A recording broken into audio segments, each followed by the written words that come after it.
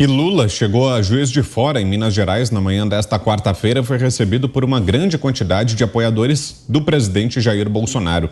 Em avenidas e calçadões da cidade, pessoas favoráveis ao chefe do executivo protestaram contra a sua presença, vestindo as cores da bandeira do Brasil e chamando o petista de ladrão. Em um dos vídeos que circula nas redes sociais, um manifestante aparece carregando 2 bonecos com Lula preso em uma gaiola. Outros vídeos também mostram pessoas carregando faixas com os dizeres, abre aspas, Lula ladrão e Lula nunca mais, fecha aspas.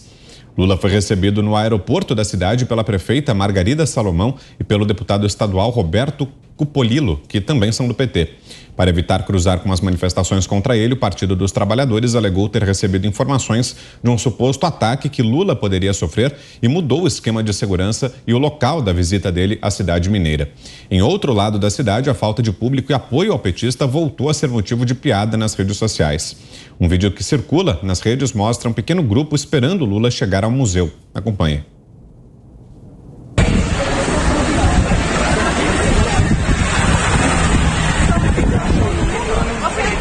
Aí, gente, a grande concentração para receber o ladrão Lula aqui em Juiz de Fora, olha aí. Hoje, 11 de maio. Vai receber o ladrão. Olha aí.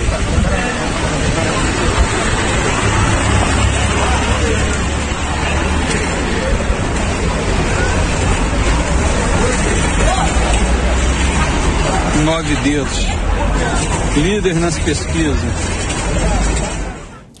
Em um outro local da cidade, o petista também é recebido pelo mesmo grupo, mas sequer saiu para cumprimentar as pessoas. Ana. Essas imagens, elas são estarrecedoras para as tais pesquisas, aí, muitas que continuam dando Lula na frente de uma maneira significativa do presidente Jair Bolsonaro. Algumas pesquisas tentam até fazer um ajuste aqui e ali, porque a disparidade das imagens quando existe algum evento petista, né? Ontem nós mostramos aqui de um cidadão que mostrou Lula em Contagem, não havia absolutamente ninguém, poderíamos contar ali 60, 70, 80 pessoas. No entanto, quando Lula mostra a imagem, é uma imagem fechada. Já as imagens de apoio ao presidente Jair Bolsonaro, elas são sempre abertas, são multidões por onde ele passa no Brasil, inclusive no antigo reduto confortável do ex-presidiário, que era o Nordeste. Hoje o presidente Lula passeia, visita o Nordeste, sempre muito bem recebido. As pessoas, motocicletas, né, sendo organizadas aí, milhares de motos, já foram 3, 4, 5 motocicletas. Então essas imagens, elas devem ser estarrecedoras, não apenas para o partido do ex-presidiário, mas também para esses institutos de pesquisa que insistem numa falácia, que insistem numa mentira. Inclusive um instituto recentemente disse que Lula poderia vencer no primeiro turno e depois disse também que o presidente Jair Bolsonaro, caso ele fosse para o segundo turno, que ele perderia de absolutamente todos os candidatos. A mesma coisa que nós ouvimos em 2018. O presidente Bolsonaro perde, o candidato Bolsonaro perde para absolutamente todos os candidatos no segundo turno. E não foi bem isso que aconteceu, né? Muita gente, obviamente, em 2018, votou no candidato Bolsonaro. Muita gente votou até para tirar o PT, né, do poder, para limpar aí, não deixar que o PT voltasse ao poder. Nós tivemos a transição ali do presidente Michel Temer, mas agora nós temos as pessoas que vão votar com convicção porque as políticas foram apresentadas, as plataformas foram apresentadas, né? O combate à corrupção foi apresentado, as plataformas liberais de liberdade, como falamos, né, no nosso primeiro comentário, falando do novo ministro das Minas e Energia, o Adolfo Saxida. E as políticas hoje mostram que mesmo dentro de uma pandemia aí nefasta que atingiu todo o globo, que o presidente Bolsonaro estava certo o tempo todo dentro da pandemia, enquanto muita gente falava tranca tudo, lockdown é necessário, de uma maneira fascista, eu até diria assim. O presidente Bolsonaro dizia, olha, não é assim, temos que proteger os vulneráveis, temos que conduzir a economia também paralelamente, não dá para a gente fechar todo o país. E muitos governantes, muitos governadores, inclusive, usaram a pandemia como arma política, né? Usaram de uma maneira muito covarde, por sinal, e agora nós estamos vendo que o presidente saiu da pandemia, inclusive mais fortalecido. Tivemos a CPI da Covid, né? A CPI do circo, que teve aí Randolph como o principal personagem ali naquele palco tosco que foi aquela CPI, junto com o Renan Calheiros, Omar Aziz. E hoje as imagens continuam mostrando que o presidente Bolsonaro, ele sai muito fortalecido da pandemia, entra na campanha presidencial aí fortalecido, não porque os institutos de pesquisa estão falando ou porque algum veículo de comunicação A, B ou C está dizendo, mas porque as imagens de todo o Brasil, elas mostram exatamente isso no momento. Você, Fiuza, temos 3 minutos e meio. Está na hora de tirar das sombras quem são os artífices desse negócio chamado democracia sem povo.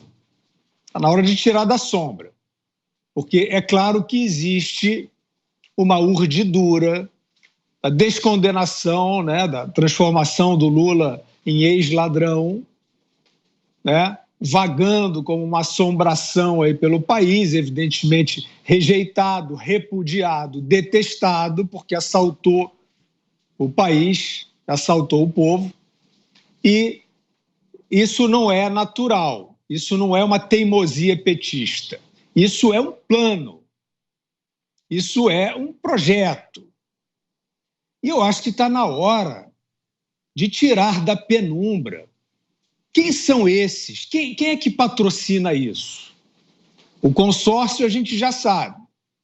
Agora, nós vimos, por exemplo, no evento em Boston, né, patrocinado pela Fundação Lehman. Então, nós vimos o senhor Jorge Paulo Lehmann, né, um multibilionário ou talvez trilionário, não sei, mas eu não tenho nenhum preconceito contra quem ganhou dinheiro com o que faz. Eu acho que até o Jorge Paulo Lehmann é um case de sucesso como empresário, mas aparentemente ele resolveu ser outra coisa. Ele viu esse ativo aí dessa papagaiada de supostamente progressista, né, nessas escolas que ficam inventando maneiras éticas falsas para segregar pessoas, né, para inventar identidades uma por dia para a criançada. Então a gente sabe o que é, né? Então esses bilionários ou trilionários aí que estão querendo jogar esse jogo, brincar disso e desistiram da democracia, eles têm que aparecer, porque o Jorge Paulo Lehmann disse nesse evento que em 2023 o Brasil terá um novo presidente. Quem será?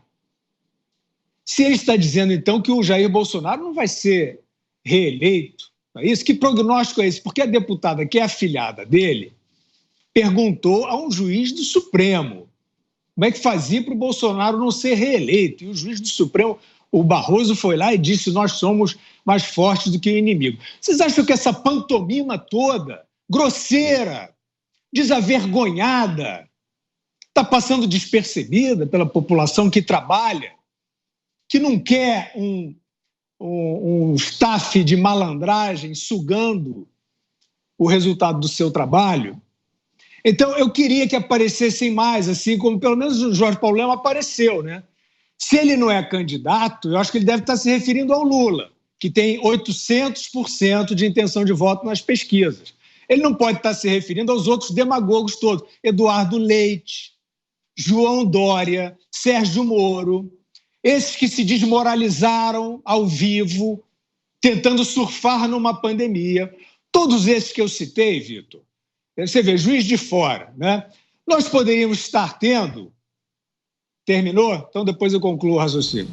Quer concluir rapidinho, Fiuza? 15 segundinhos, vai lá. Vou concluir rapidinho. nós poderíamos estar tendo um debate eleitoral com propostas. O que sobreveio é um antibolsonarismo grosseiro, que a população não acredita. Vocês vão ver na rua, povo na rua, vai ser o bolsonarista. Mas não é porque ele é partidário, não é porque nós somos partidários ou bolsonaristas, é porque não tem mais político nenhum. Desistiram de fazer política, vieram com receitas, se desmoralizaram com fundações por trás e acham que o povo é idiota. Então é por isso que o povo está apoiando o Jair Bolsonaro. E se as urnas não tiverem vontade própria, quem vai ser reeleito é o Jair Bolsonaro, evidente. Você, Cristina Grêmio, que nos diz dessa recepção a Lula hoje, lá em Juiz de Fora, Cris? Vou pegar esse gancho final do Fiuza aí, que eu acho que dá para puxar um novelo a partir desse fio. A gente vai ver isso cada vez mais. Tenho para mim que daqui até outubro, cada vez mais a gente vai ver o repúdio do brasileiro comum, das famílias brasileiras, do brasileiro jovem, o brasileiro trabalhador, aquele que já votou por décadas aí, que está cansado de saber quem é Lula, aquele que viveu a era Lula, viveu a era Dilma. Os mais idosos, então, nem se fala. Esses brasileiros vão estar cada vez mais nas ruas, demonstrando claramente seu repúdio e se fazendo ver em número, em cores nacionais, porque a imprensa, de um modo geral, finge que essas pessoas não existem, finge que essas manifestações não estão acontecendo, mostram só aquele cercadinho lá do Lula, com imagens bem em close, para fazer parecer que ele tem muito apoio, quando tem cada vez menos apoio, até entre a claque, que vivia com vendas nos olhos, mas parece que já está começando a se intimidar e ter vergonha de aparecer em público para gritar Lula, porque sabe que teria que gritar Lula ladrão. E como não pode, né, vestidinho de vermelho, então melhor ficar em casa.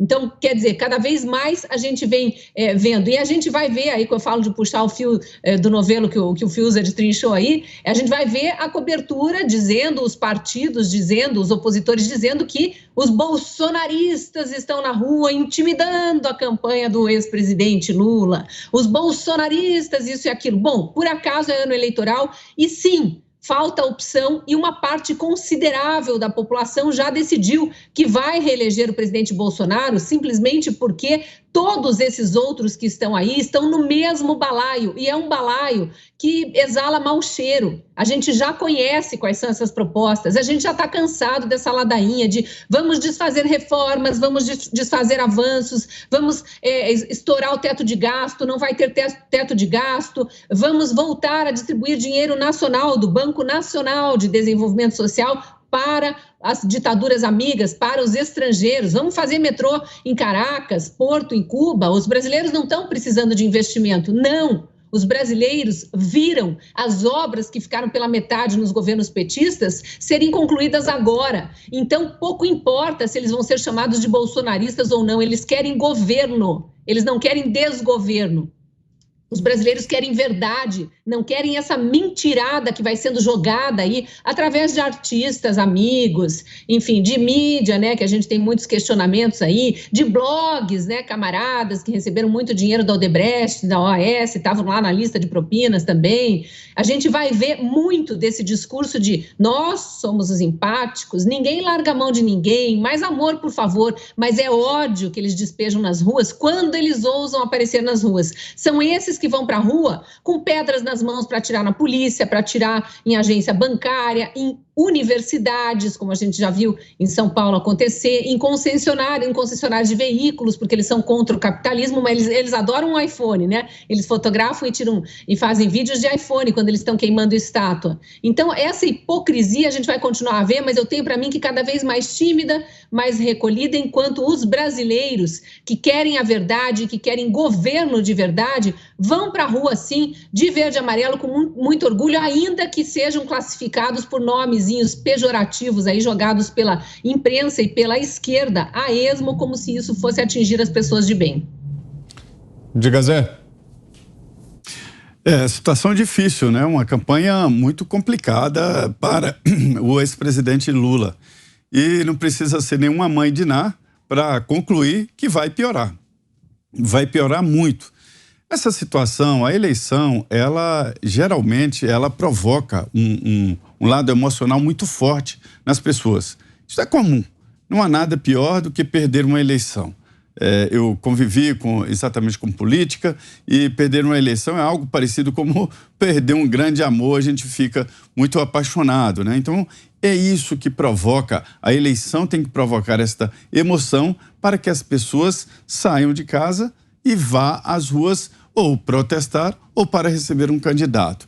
E parece que a emoção é mais para protestos contra o ex-presidente Lula do que exatamente para receber o ex-presidente Lula. Isso está muito claro.